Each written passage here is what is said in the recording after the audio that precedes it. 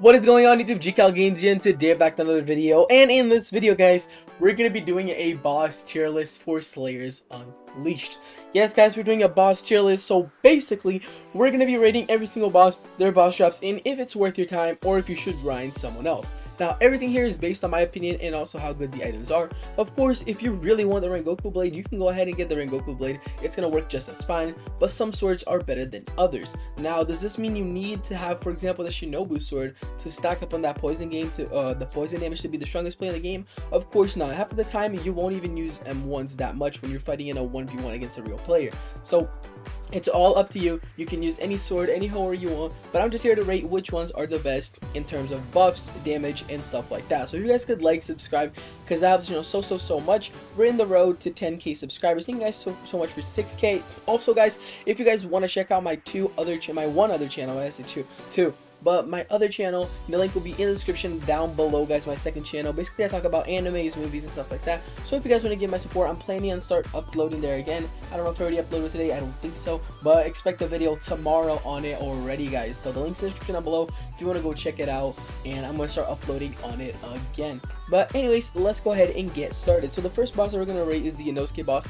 And I'm going to put it at A tier, honestly, just because it gives you the dual wielding.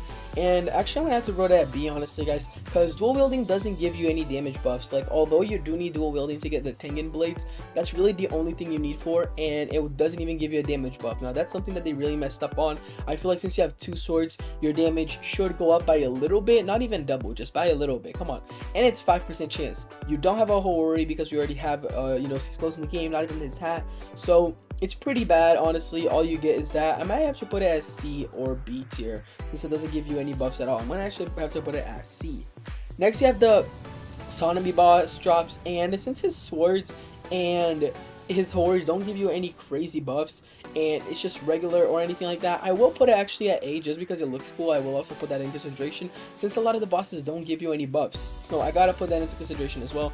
You get a horror, you get a nichening. They do look pretty fire. His nichening is my favorite one in the whole game. His horror is also pretty drippy, so I'm gonna have to put that at A tier.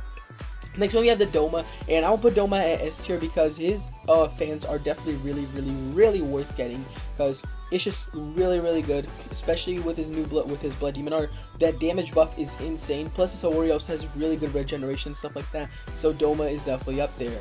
Now, Gyu's gonna go at B tier just because his Hawori is pretty simple. It was one of the first ones in the game, and his sword, in my opinion, is not the best. His sword is pretty boring, in my opinion. I don't like Gyu's nichitings, like, out of all the Hashras, and I don't think it's worth grinding Gyu that much, guys, and his XP is not even that good. So that's something we're gonna take into consideration. I'm not sure about the Inosuke XP because there's why I don't fight him, but back when I fought him, it was 72k.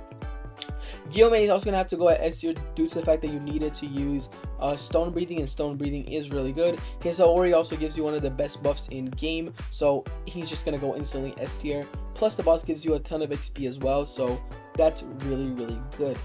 Next, we're gonna have the raid, the Sun raid, and I'm gonna have to put that at S tier too because that raid can give you the Nezuko Hori and the Tanjiro Horis, which are really good Horis.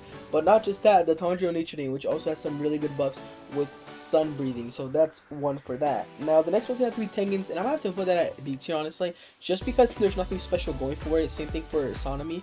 But the fact that this one you do need dual wielding for it, and also the fact that the buffs are for sound breathing, and sound breathing currently is trash. Like, I'm sorry, but if it's one of, if not the worst breathing style in game right now, so we definitely need a sound breathing revamp.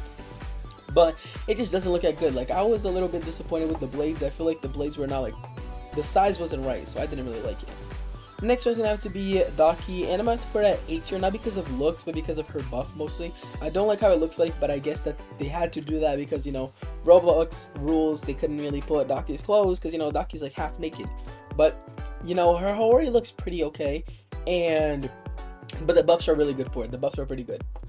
Next one that we're gonna have to look at it is Kokushibu, and Kokushibu is also gonna go S tier. Same thing with Yorichi, just because it gives you the breathing styles, which are also S tier. Same reason for Gyomei, plus their Hori looks really nice, plus you also get their Nichiren, so that's why they're up here. Next one is the Gyutaro boss. Now, I will put Gyutaro above Daki just because Gyutaro, you do need his for his blood demon art, which is really good, and you do also need what's it called? His Hori gives really good buffs So that's why Gyutaro is also gonna go S tier. Plus, it just looks so nice. Like the sickles look amazing in the game models, and his Hawori too just looks so nice. Like everything about Gyutaro is so fire. Next one is the Rui raid, and I'm about to put that as C tier as well. All you get is a Hawori. It's a waste of time in my opinion. Nothing good comes from over here except the Hawori, like I said. I know a lot of people are gonna ask me about the Swamp raid. The Swamp Demon raid would also be right here. They don't have a Swamp Demon character over here, but Swamp Demon would be right here, guys. This would be the Swamp Demon. So yeah, Swamp Demon is right over here. Muichiro, again, I'm gonna have to put it over here, but I'm gonna put him under everyone, just because although it gives you some good buffs for misbreathing, the sword literally looks just like the starter sword that you can get from the beginning, and I know his real Nichiting does look like that, so it does make sense why it looks like that, but you know, it still doesn't look that cool, and his Hawori, in my opinion, is not one of the good ones. Next, we have Mitsuri, and Mitsuri, I'm sorry, but Mitsuri's gonna have to go D tier. Like, the buffs, actually this one's also gonna go D tier, but the buffs for Mitsuri are just not good at all. Even if you're using love breathing, like, come on, you can do better. You can use the regeneration and you're gonna be way better off. Her Hawori and her Nichiting, in my opinion, don't look good at all. Like, her Nichiting doesn't even look like that in the manga. If you read the manga, you would know, so I'm not gonna get into spoilers or anything, but it doesn't look like that in the manga. And her Hawori, I guess it looks like what it would look like in the anime, but you know, I'm just not a big fan of it. I guess the Hawori is the only thing that they really did a job with it, but still, they put effort into it, that's all that matters, whatever. Shinobu Boss, I forgot to say that one. That one is actually gonna go high A tier. I don't know if it's S tier territory, because her Hawori is not that good, and oh, I messed up. Okay, there we go. Her Hawori is not as good, but her Nichiting is really, really good, especially stacked up with that poison damage. Shinobu Boss could either go S tier or A tier, but I think high A tier, bottom S tier would be a really good spot for her. Next we have the Rengoku Boss, and Rengoku is same thing as these guys, but I'll put him like, actually I'm gonna put Rengoku at D tier, honestly, because Rengoku buffs are for flame breathing. Flame breathing, again, is also one of the worst ones in game right now, and we need something new for flame, y'all, because like flame right now, there's nothing going for it. The Nichiting barely gives you any buffs, and the Hawori doesn't even look like Rengoku's Hawori. Like, I wish we got a Hawori revamp and we actually got a Rengoku.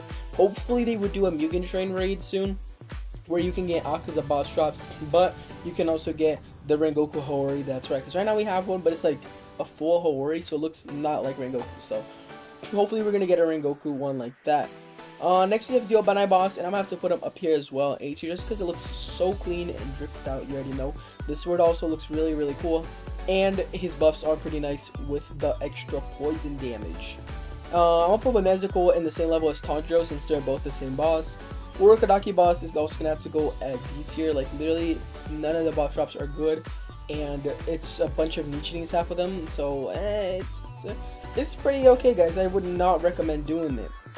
Final Selection over here, guys.